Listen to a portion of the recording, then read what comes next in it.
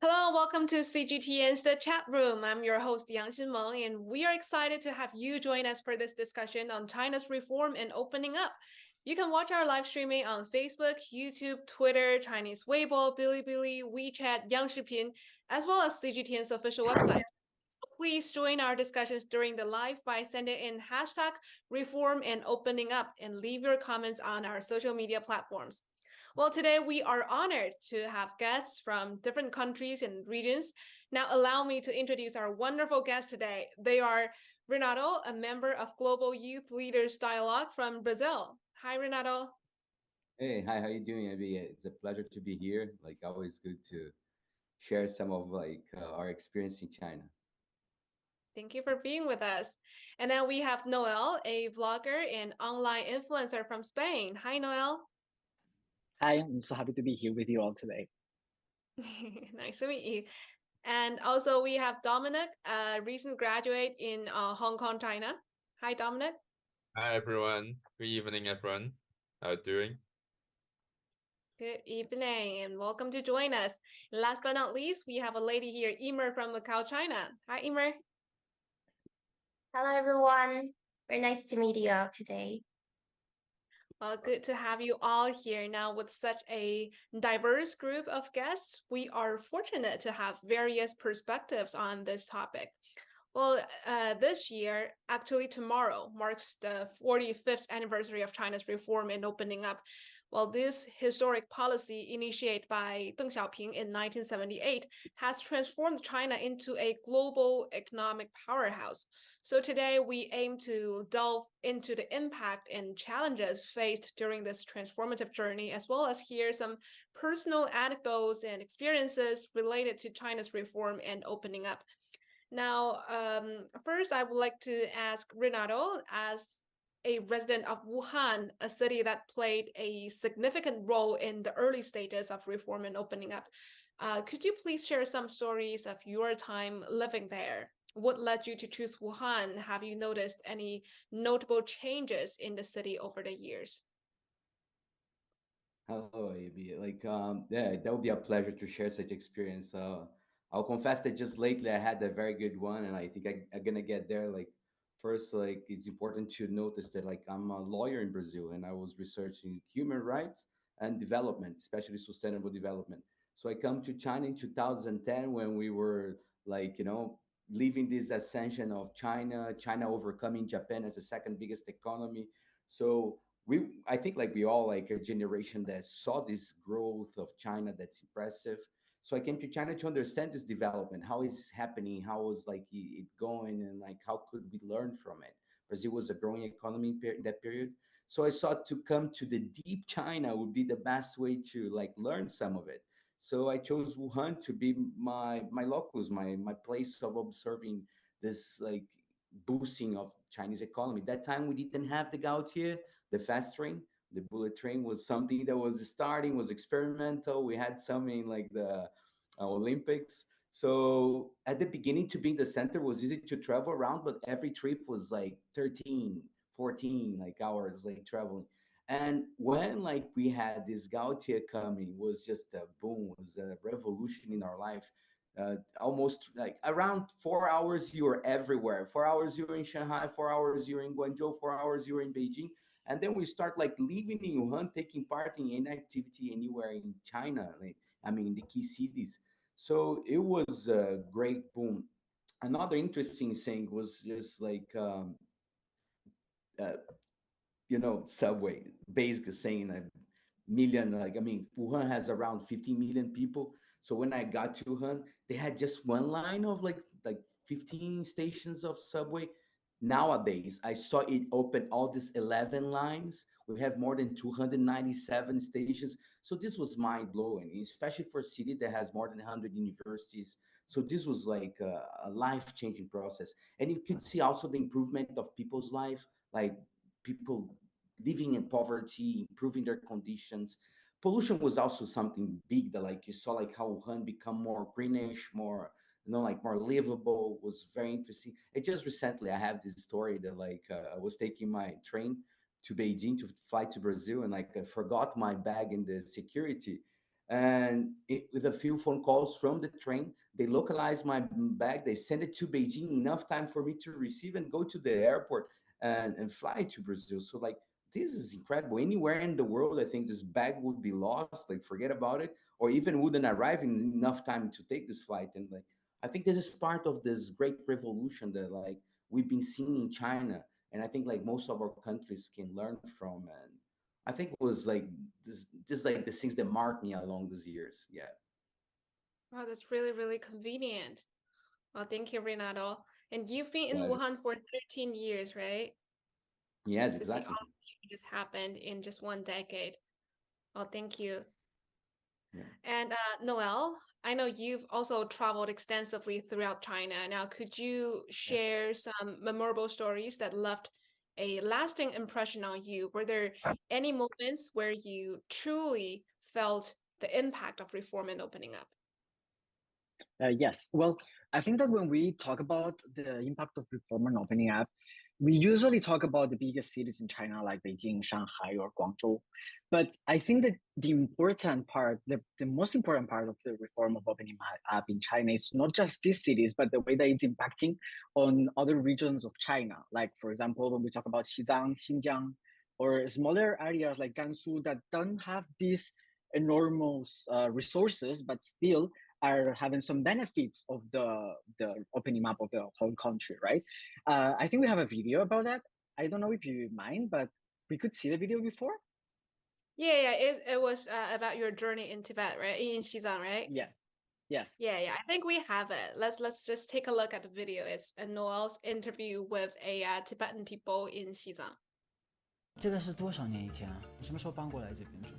2016年吧。所以就4年，你生活中有这么大的变化。对，确实是。那恭喜你，真的很佩服。现在的个人觉得我自己也特别幸福。就以前自己那些老人，他们说过他们的生活是什么样一个，穿的、吃的，全都他们那些大的跟我们一说，自己特别心寒那种。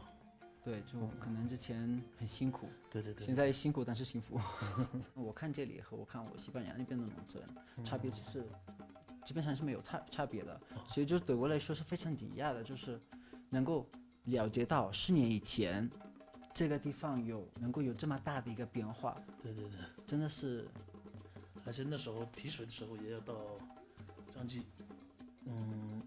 1-2公里到那边去提水，全都村民们早上要排着队，你要去排队提水。对，是那种。但是你们现在房子都应该自己有水吧？对，现在自己都有个自来水，就在外面。要是在房子里面的话，到了冬天就是害怕它冻嘛，在外面的话晒到太阳。啊，对，晒太阳就没有问题了。对。对你这样说，其实我能够理解。那时候你都不知道下雨的时候，第2天你的房子会怎么样。对。所以自己要睡着了，明天要是一下子没了，那种也。说现在你的生活有这么大的一个变化，我觉得对我们基本老百姓来说，看你这样，在国外其实有很多媒体都会报道，把西藏报道成一个很穷的地方。其实我觉得从您这边的个人经验，我能够判断得出来，外国的媒体就在10年以前。他们还没有发现你们现在真正的西藏是怎么样的。你建这个房子做了多少的投资？就我自己的话还不上万，就花了几千块钱。就几千块钱啊？对，确实是。然后最主要是自己在那些怎么说嘛，那些老板在建这个房子的时候，然后自己也在里面当那个务工。务工是你自己建的？用自己手。对，自己也有时间的时候就在里面当务工，然后他们也要给我们每天150块钱，就几千块钱呢？那建这么好的一个房子，我还在北京干什么呀？确实，因为我也说过嘛，那时候刚开始下来的时候，心里有点恐惧，害怕因为那时候看见过这个房子建筑的一个过程嘛，然后自己就心里面有点恐惧，到时候肯定要钱，没钱的时候咋办？就是有点恐惧的时候。到后来没有吧？对，就是到后来就说是需要补几千块钱。Well, welcome back. That is a great video. Noel, me and Noel went on the trip to Xizang together. That was in 2020, more than 3 years ago. And he made a lot of great videos about his trip, about the people he met there. And this is actually one of my favorite ones. So Noel, can you tell us more about the video, the people you met there, and his story. Yes, in fact, this video is also one of my favorite ones because I think that I open up my whole idea and my whole interest in the whole community of the Xizang region. This video, I think it's related to the opening up of the whole country because the country economic development reached a level where the central government could help these poorer regions to develop their life and their quality. For example, this man in the video, he was living in a cave in the mountains. So he used to tell me that when he was small, the cave would float with the rain. You know, the Xizang is a very cold region in winter, so it snows a lot. So you can imagine how poor was the quality of life of this person and his family during this whole era. But then when he became like 18 or something like that, I don't really remember the age, but he got some help from the government. So they built a whole village in the place where he was living. And one of the houses was built for him. He had to pay 500 yuan, if I'm not wrong. And they built the whole home with the kitchen, with rooms, with like everything that we have in a home normally in big cities like Beijing or even in New York, you know. So he was telling me that for him, this was like completely a life-changing experience, and that one of his dreams was to not see his daughter to live in a cave like he used to live when he was a small kid. So that makes me think about I don't know if you know about the concept of Shanghai, which was first to improve some of the economy of the big larger cities near the coast in China, and then to bring up the economy of the rest of the country. And I think that to bring up the economy of the rest of the country is what we see in that video. So for me, it was really like motivating, and it was really important to see that it's really working, not just for big cities, but also for urban areas. Yeah, that's great. So not only, the developed regions, but also the developing regions in North China, Northwest China, not only the coastal cities, and also not only economically, but the reform and opening up has also presented numerous education opportunities, particularly Yes. for students in the Guangdong, Hong Kong, Macau, Greater Bay Area. So I would like to ask Dominic and Emer. Well, Dominic first, as a member of the Hong Kong Student Association of Beijing Higher Education Institutes, could you please introduce the organization and its purpose? Now, what motivates students to join this organization and what benefits does it provide? Certainly, definitely. I would like to say it is in a short form. We usually call it Beijing Hong Kong Union, and that's very more convenient shortcut for the name. It is too long. I'm a senior member of the organization, and it was founded in 2013 and currently have 2,000 members. With the prevailing trend of the reform and opening up, more Hong Kong students chose to pursue the education in Beijing and other mainland China cities, which they are leaving an environment they used to, and they might feel lonely and feel panic. So provide them with a platform or a community that's reciprocal, and then allow them to make more friends. As the community grows, we take a greater social responsibility. We want them to better understand China and the Chinese system and integrate individuals into the state level environment. And through our efforts, students can access to more job opportunities and informations about internship programs and the way to apply the master degree and PhD degrees, etc. And that's what we do, and we provide more opportunity to them and let them to develop themselves, build up themselves to a better level. Okay, thank you, Tom. So now, how do you feel? You have already graduated and you just went back to Hong Kong. So how do you feel about the changes that Hong Kong has undergone over the years? Definitely, as I just lived in Beijing for my previous 4 years, and now returned back to Hong Kong. I will say most of my college life was in pandemic pneumonia age, the COVID-19 era. But now with the resumption of the checkpoint and communication and transportation, everything goes as the same way it does in 2018 or something. I saw more tourists come to Hong Kong again as more and then more like exhibitions and international conference that held in Hong Kong, and now currently work in China Travel Company, and it is the biggest tourism company in Hong Kong.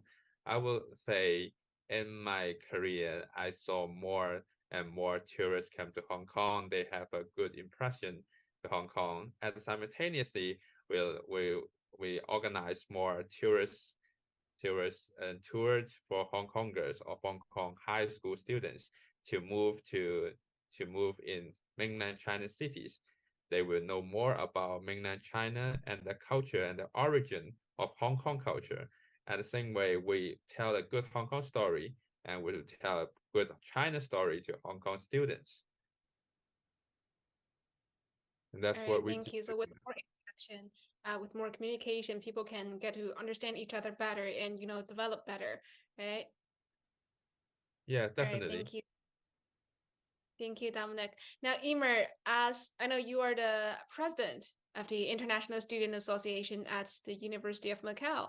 So, how do you feel when organizing international exchange events? Because we were saying that, how communication and interaction is so important. Yeah, so basically our association, which is trying to make all the International Student Association as a platform to like connect all the international students, the exchange students, even the local students together to create a multicultural environment. So we can provide some cross-cultural activities. As for example, we organize like New Year gathering, which students from different countries introduce about your own New Year traditions and foods.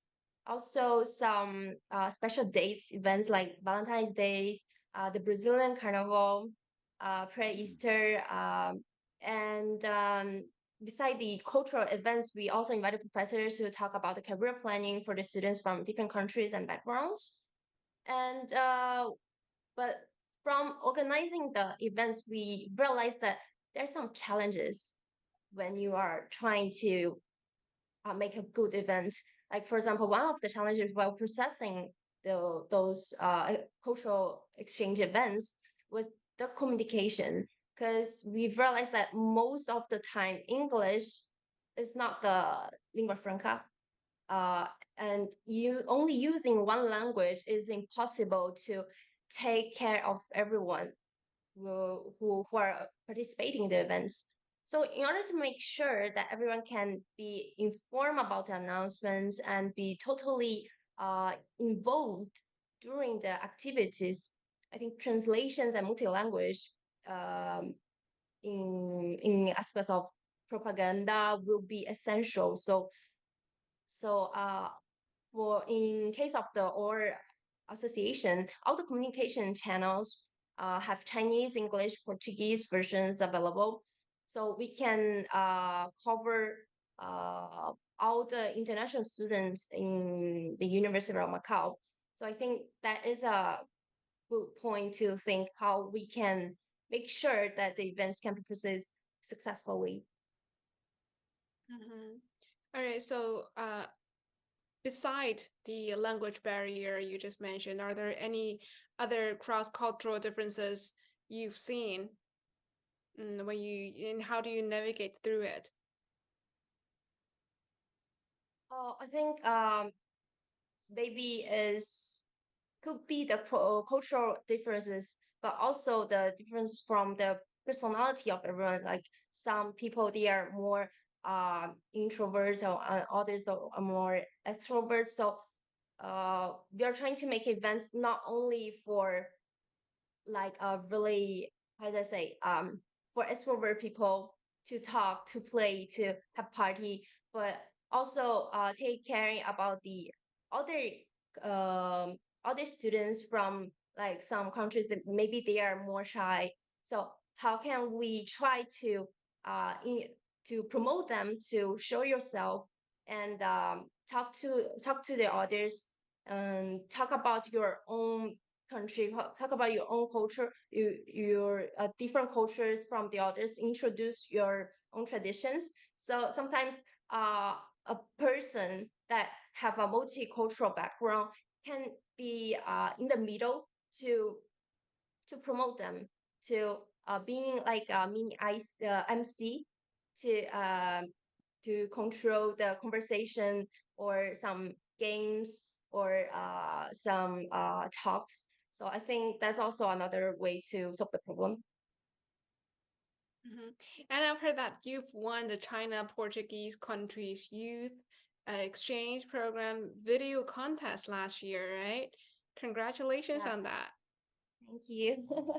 Can you tell us more about your projects, the videos? What are they about? So the program basically they were was held in Macau, and the name was Youth Exchange Program between China and Portuguese speaking countries. So basically, the program was trying to gathering international students and Chinese students which have multicultural, language backgrounds together to learn more about the relation between China and Portuguese-speaking countries, and also to try to let the students to think about how you can be a good ambassador of this friendship between the countries. So at the end of the program, we were trying to submit elaborate a video talking about what do you think, what are your thoughts about this program, about the relation between China and Portuguese countries. So in my case, I submitted two videos. The first one was talking about the Macau's role in cooperation between the China and Portuguese-speaking countries in terms of natural resources, infrastructure, finance, commercial, these areas, and also mentioning some projects proceeded from this bridge, the Macau, as for example, the cooperation in the electricity sector in Angola, and also Brazilian hydroelectric project in Minas Gerais, and also electricity project in Cape Verde and other project in Timor-Leste. And also we want to try to demonstrate that all these corporations and projects will result from the Macau's mediation work between China and Portuguese-speaking countries. So this was the first video. And the second video was about what we consider to be a good young ambassador for friendship between China and Portuguese-speaking countries. So throughout this cultural exchange, through the study of the language, study of the art, the music, the culture, the customs, the traditions, and also the resources of each country. So what kind of resources Portuguese speaking country is having, and also for China too. And so we were thinking about like we can join the forces, we can broaden our horizons and make sure the friendship can be more strengthening the friendship, and also how we can contribute to the Sino-Western cultural exchange, the infrastructure construction, and other corporation, the transnational corporations, for large or small companies, that we can see there is an increase of the foreign companies investing in some expositions in Macau, especially for the Portuguese-speaking countries.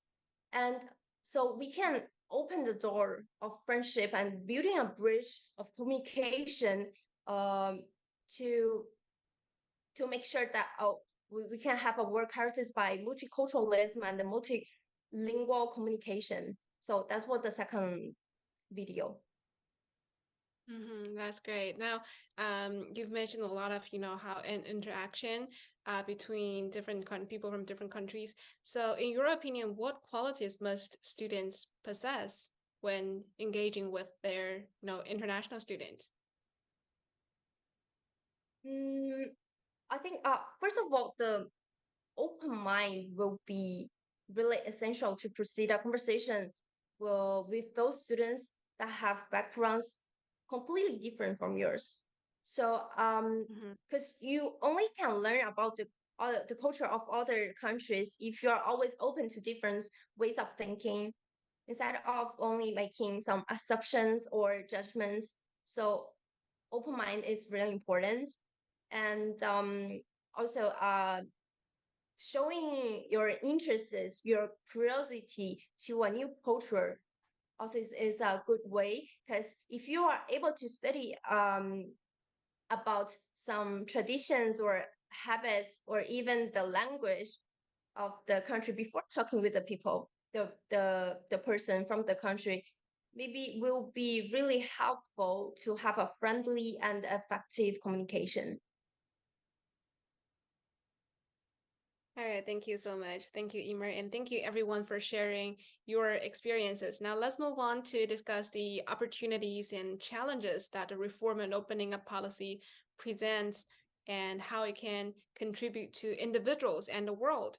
Now, Renato, as a Brazilian, could you provide some examples of how reform and opening up has created opportunities and challenges for you? Oh, sure. Yeah.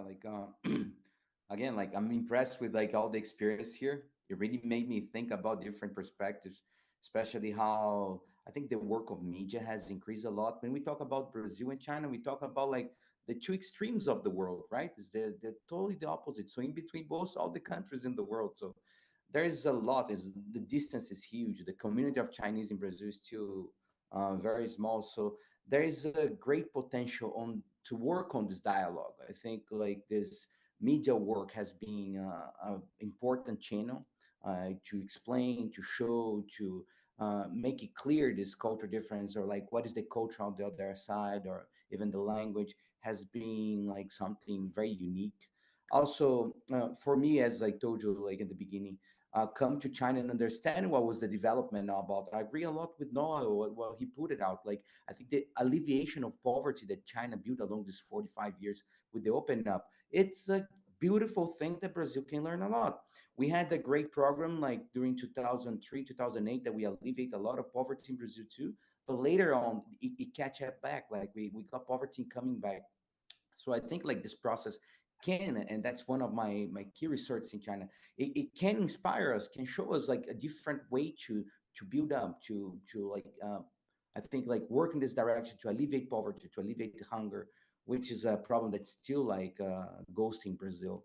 um I also see a lot of like the need of like develop industry. China, along this 45 years, incorporate has like a great history of joint ventures of different types of industry and develop. I think the four modernizations that's the basic pillars of like open up reform. It is also inspiration that can guide us to like develop like um, you see the like Brazil and China has been working hard in the last few years to work like to build and develop BRICS, for example.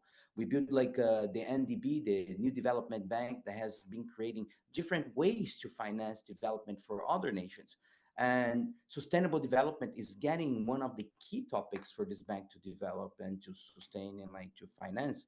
So I think this is something that we are like also observing, like how the interaction, the relation between Brazil and China and these all new members of BRICS can bring like and build up in the world like a new wave of development, a new change in the relations. So those are like a few of the perspectives. Brazil is going through like a reindustrialization process, which like China has an important role. A lot of the Chinese companies are coming back this procedure of dual circulation in China combined with Belt and Road is still like a door for Brazil to explore, which is it's been hard to convince Brazilian community. Brazil is still out of the Belt and Road initiative, so we're trying to develop again like media work and like some other like academical debates, which has been incorporating and presenting the keys and like the I mean the platform where like the dialogue can go deeper and more like based on reality change. I think like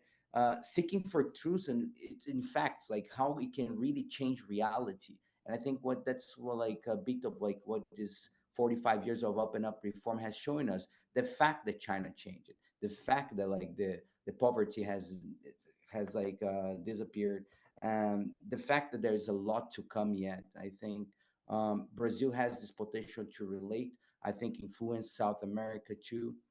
Another interesting thing that I see like in this relation is like this academical dialogue, like more and more students are coming to China, more people are looking for to learn the language, to learn like the culture. I think as like Dominic and Ime like well expressed, like there is like this internationalization of China, which just English or like just a key language is not the main like like connectors. So like we have to find other language, we have to find other ways to build up like this global community, right? Like we share future, we share like perspectives, we share problems, and like I think that's what I've been seeing, that's the opportunities I've been like working on in China, how to learn from Chinese experience or like how to do this exchange between my country or my region like South America too, like Argentina was growing like relations with China, Uruguay, and like other countries. So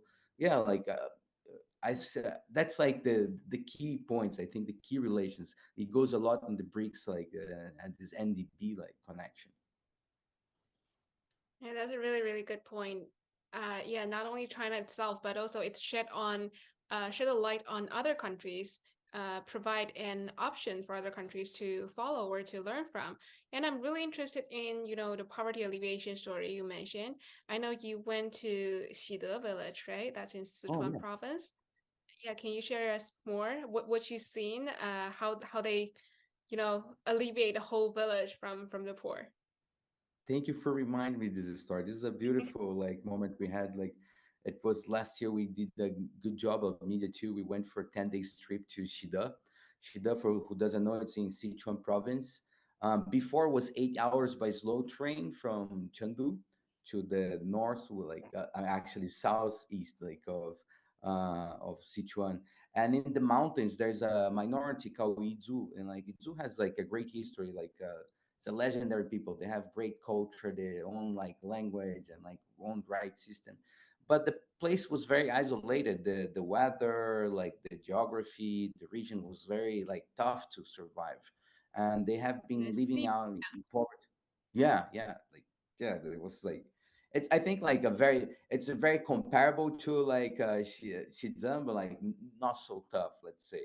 But they had like some like hard conditions, and with the open up, like Gautier arrived, like the fast trains start to come. So from the capital to there, like now it's around 2 hours. So people can go and study and come back. Also, a lot of agriculture development arrived, like family-based like production.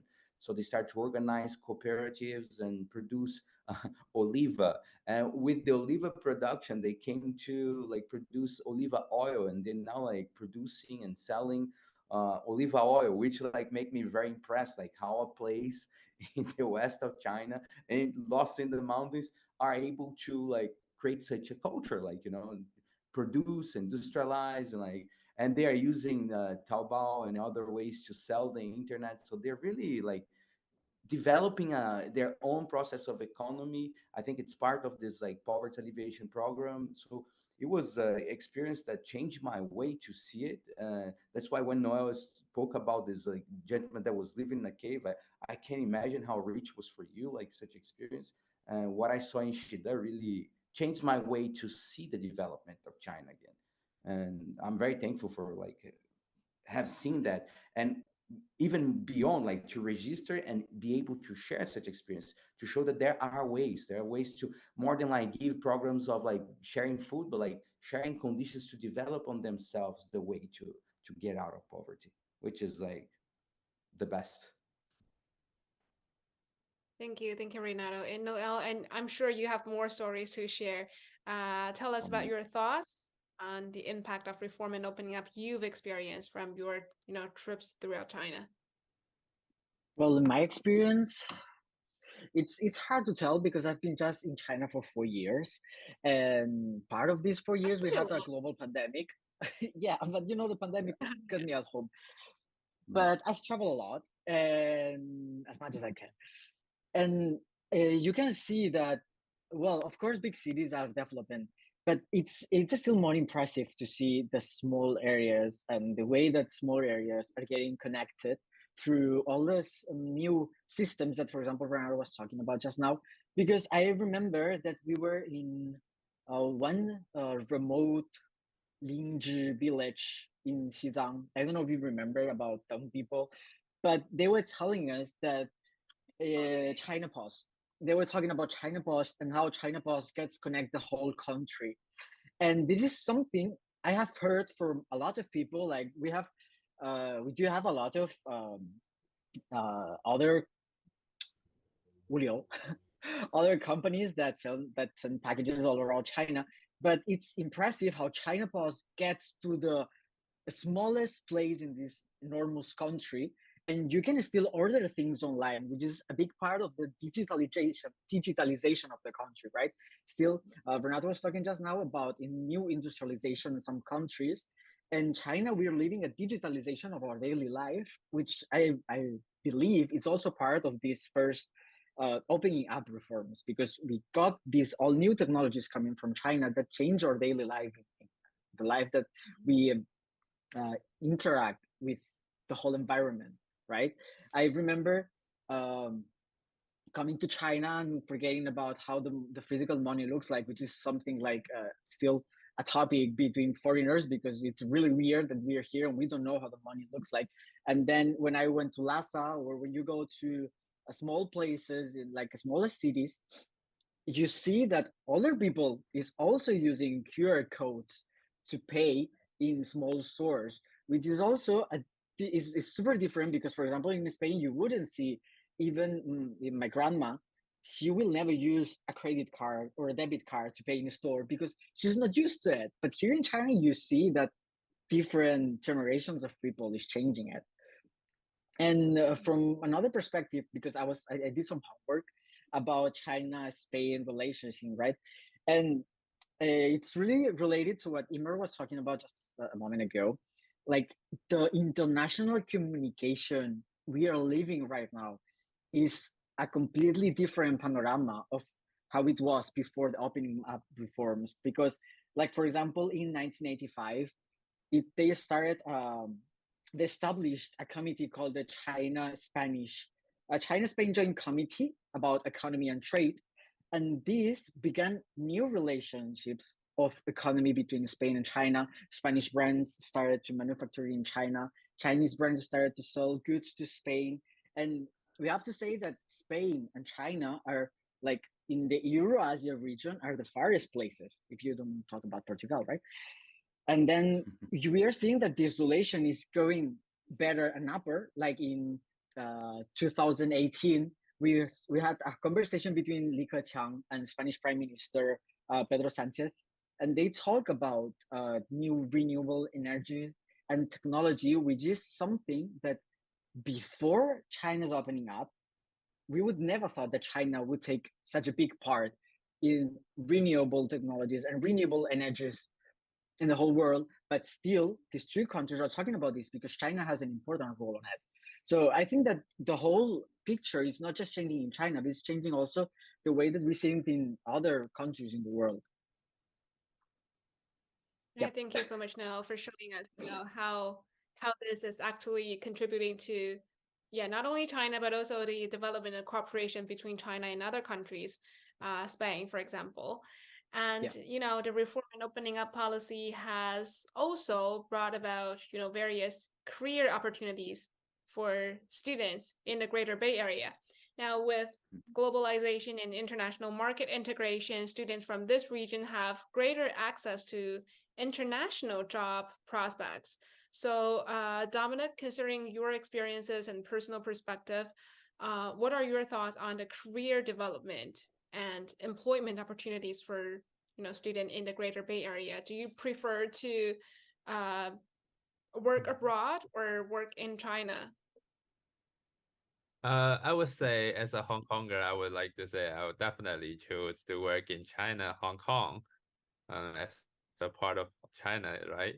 Um, well, to me, I would like to say the Greater Bay Area has a lot of potential that are way to be explored. And with the deepening integration of the Greater Bay Area, like the Macau, Hong Kong, Shenzhen, Guangzhou, and some cities in the Guangdong province, and they have a complete clustered industry which provide more job opportunities for us Hong Kong students and for mainland students as well. Like you have more opportunities to explore your career path to work in foreign firms, like the Hong Kong fintech companies and the foreign fintech companies, as well as our local fintech companies. And these kind of enterprises, whether domestic enterprises and foreign enterprises, they have to complete and to explore a new marketing strategy and to upgrading their services. While they're upgrading the services and improving their products, they will hire more people and more young people. And these young intelligent talent people may create more ideas and provide more youngsters and unique wisdom to the big firms. So the innovation process allowed us to have a more opportunity. I think that is the meaning and the true meaning of the Greater Bay Area integration. Hello? Yes, yes. Back. You have some connecting issue just now. My apologies. Can I say that again? Say that again. Maybe time is not allowed. Do you have Maybe. anything to add? Yes. Yeah. If you have anything to add. Yeah, I would like to say, while the integration process allowed foreign firms, our China firms to work together and to figure out the better way to improve their services and their products. While they are improving their services and products, they could hire more people and to stimulate the employment rate, wherever in mainland China and Hong Kong. And China could be consolidate as a key, vital role players in the Belt and Road Initiative, and even the APEC, something, even the latest RCEP agreement. I think there's more and more opportunities awaited to us to explore while the Greater Bay Area integration. Yeah, thank you, Dominic. Well, Emer, same question for you. How do you view the career development and employment opportunities for student in the Greater Bay Area? Would you personally lean towards working abroad or in China? And how do you think the students, your friends that are close to you, what will people do? As Dominic said before, I think from the development and increase of the BA area, the students will have more opportunities in device areas as innovation, technology, finance, logistics, and others. So and the GBA area is a fusion of different cultures and languages. So we can see that in Guangdong province, we have the Cantonese culture and the Chinese English bilingual culture in Hong Kong, the Portuguese speaking culture in Macau. So I think this creates wider employment opportunities for talents with multilingual and cross-cultural communication skills for those students with this backgrounds. So I think in my case, the multicultural and multi-language background will be more helpful for the cooperation between China and Portuguese countries, or even contributing to the international business expansion. So I think instead of the location of the work, a multicultural environment or a transnational company will be more suitable for me. And also, the for other students from GBA area, I don't think that the location need to have a fixed location to work. Since you can contribute to this cooperation, being the bridge, being the ambassador, that as I before, you don't need to have a fixed place to fixed country to or to work. And also after the pandemic period, a lot of companies they don't require you to be in in the company or in that country. So I think the location is not the big problem, but the environment, the the multicultural, the device of the other people from device countries is more important. Thank you. So openness is the most important factor, right? All right. Thank you, everyone. And now let's read some comments online. I'm looking at a lot of comments coming in, and there's a really long one. There are 2 paragraphs. I'm just going to read it through.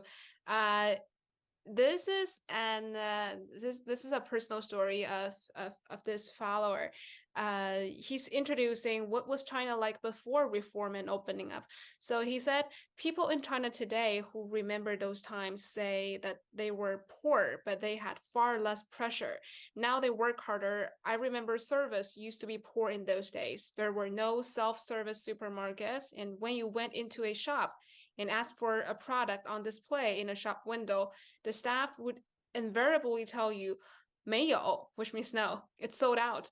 Sometimes this was because they had reserved it for themselves or a colleague. Once I went to a music shop in Shanghai and asked to buy a guitar.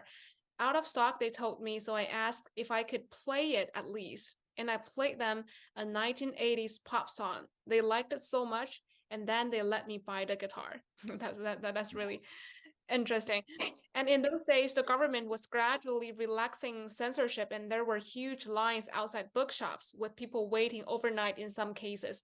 When classics of Western literature were reprinted after being banned for many years, there were only 2 or 3 TV channels in those days. Voice of America was not jammed. At the end of 1980s, there was a short time when censorship was relaxed a lot, and there was a lot of discussion about what path and the country should take by people who thought they had a stake, in it. Generally speaking, although people were poorer then, they were less selfish, and there was less emphasis on making money. There was more idealism, and people used to talk about serving the people or the nation. Reform was arriving gradually, and there was a sense of hope. Well, this is really interesting because I think none of us have experienced those era, but it's a good example of showing us, how China was like before reform and opening up. And through our conversation, we have seen, how life has changed so much during the years. And then there's another comment saying that not only Chinese ourselves have felt this changes, foreigners who have been staying in China for many years can also feel the difference. And even those who have just stayed for a short period of time or just come over for a tour might also see that the actual China is somewhat different from what they have read or heard about China. So I think this is so true, and I think Renato and Noel could probably know much better about this. So we know that China has recently launched a new visa policy, which is an exciting development that aims to provide more convenience for foreigners, traveling to China. So you guys, as experienced expats who have spent such a long time, significant amount of time living in Chinese mainland, what recommendations can you offer for a first-time tourist? Renato? Wow. Yeah, that's like a beautiful question. Yeah, like we have seen a lot of different changes from like people not used to foreigners at street. You still can find places where people never seen foreigners. So like I have many stories with that. Like I think you should be open heart, willing to express and like bring like a lot of your culture to China. I think like one thing we forget, like when we go to a foreigner country, we are probably the first and the last connection that somebody gonna have with our country. So that's the best chance you have to leave like a message about where you're from. So like I have seen that many times, and I think this is beautiful. Also, like don't take things for granted. Like there's a lot of things here that now, like yeah, payment, digital payment, or like transportation is all like high tech, probably the most modern place in the world. But it was not like that. So a lot of people know like how tough was to get here, and try to embrace that. Try to use it. As like Noel was saying, like travel, like try to use this to get to see this China that now is more. It's easier to like go from corner to corner and see a lot in a very short time. I think this is something like people should take the chance. Yeah, I think and learn from here. There's a lot to learn from China. Thank you. And Noel, what about you? For some reason, I feel that my recommendation and Renato's recommendation are kind of the same, but it's what I usually tell to everybody that wants to come to China. Just open up your mind. Don't come here with your stereotypes. Just first come here, and after that, you can think about it. You can ask about it, but try to eliminate the stereotypes before arriving, because a lot of people, when they come here, they have like an idea of China, or even they have an idea of some things, and when they come here and say they are and see that these things are different, they will even feel that this place is weird. But it's not that this country or these people are weird, it's that they are different. We have different way to think, we have different behaviors, we have different costumes, everything is different because we are different cultures, and we've been living in different environments. So when you come to a different environment, first of all you have to respect it, and after that I think that it's a really good opportunity for yourself to improve, to learn, to see where your own environment is failing and where you can be better, because I really think that we can learn a lot from each other if we step away from the stereotypes and all the preconceived ideas we have from each other. So just open up your mind and come and enjoy. That's beautiful. Thank you, Noel. And Dominic and Emer, I'm not sure if you guys have some similar experiences when you were studying in, Chinese mainland. Uh, do you have any recommendations, for I would friends? say if you travel to a place where you don't familiar with and an environment that you're not used to, I suggest you bought some food or some like Spanish hands, like some bought Hong Kong local food to your friends, and they will provide you the first-hand information and tells you more about their hometown. I think that's more practical way to make more friends. And friends, I think that's the only bridge that allows you to travel through everywhere. That's old Chinese prophet. And And that's what speaking I of thought. that, is there any food that you recommend specifically? Um, like me, I usually I bought a Shenzhen raw stock to Beijing to my roommates, and they will very love to share food, and they will share some their food to me, like the Hunan's. I don't know how to say it in English, but I would like to say 酱板 duck. I would say Ah, nice, uh, famous for his duck. the spicy roast dog, and I will share them with the Cantonese roast dog. And then the two types or two styles of roast dog may provoke Northern more style is brainstorming, and discussion about what kind of food was the best. So I think that's quite an interesting process. Like I think also you would like to say it is evolution of human anthropologies. Yeah. nice. And thank you so much. That's a really smart way. And Emer, what about you?